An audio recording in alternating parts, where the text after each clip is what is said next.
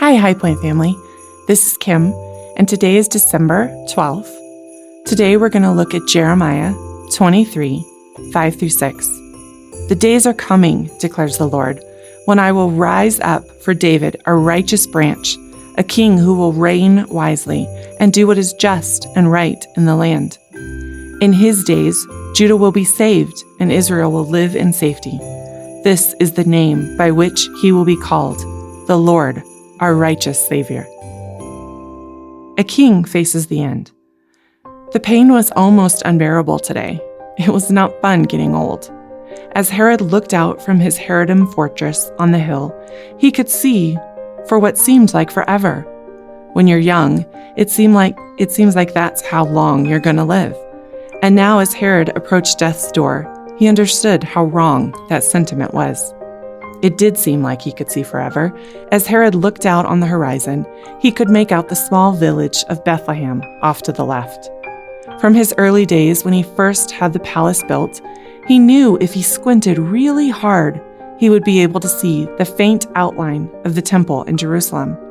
These days, though, he had to squint, most times just to see his dinner plate. Still, it was a magnificent palace, and he knew he would not leave this place again. Death was around the corner, and he would soon step into eternity in the presence of Yahweh. At least, that was his hope. He had ruled the Israelites as well as he felt he could have. He was really dealt an impossible situation, and even though some Jews despised him for some of the decisions he had made, there were some who praised him. After all, he did refurbish the temple, and he made it something worthy of Yahweh's great splendor. In the end, though, it would be Yahweh who would decide whether or not he had been a worthy king. He knew he wasn't the righteous king he had hoped he would be. He remembered how naive he thought when he first became king, to think he would rule with wisdom and do what was right in the land the way Jeremiah had prophesied. Jeremiah had called this king the Lord, our righteous Savior. Well, he knew he hadn't been that. And although it filled Herod with sadness that he couldn't be that, he was hopeful that such a king would come soon. Herod smiled slightly, and he dropped his head in shame at the thought. He knew it wasn't going to be his son, Herod Antipas. No, that boy was filled with anger and was hungry for the throne. The immorality of his son made Herod the Great sad to think about. He knew that if his son Herod became the next king, the Jews would forget about his own taxes and compromises. One day, a king will come to set them free from Roman rule. Someday, the Jewish people would be ruled by a righteous king. Someday. But Herod would likely not see that day. As he looked again across the countryside, he could see far below a herd of sheep and a shepherd making their way towards Bethlehem. Oh, Bethlehem. Micah said such a king would come from there. But it was such a small, insignificant village. It would be a lifetime before such a king would come from there. Someday. For now, Herod decided he would just enjoy the view, watching the shepherd leading his sheep. Such a simple life they live, a far contrast from his own life. How different they lived, yet still serve the same God, part of the same nation, sharing the same past and the same hopeful future. So what does this mean for us? Every Christmas season, we are forced to look at two sides of the same coin. On one side lies the wonder, the splendor, and excitement of the holiday.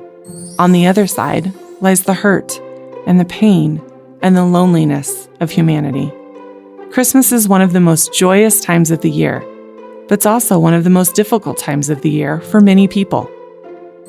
Some, like Herod the Great, are facing the end of their lives. Others are facing homelessness. Still others are facing broken relationships and loneliness. It's easy for us to get caught up in the presents and the carols and the snow and fun.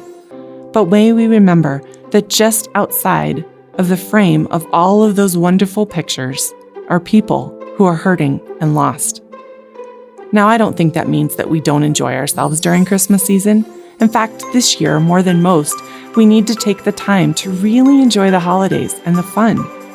But may we also take the time to look at the people around us, the people we sit next to in our church services, those we share a Zoom meeting with, or we see at the grocery store. Giving simply smiley eyes at those we encounter goes a long way. For some of us, we may be generous with our time or our finances, or even our hospitality. My challenge to you today is ask yourself, what can I do to bring joy and comfort to those around me?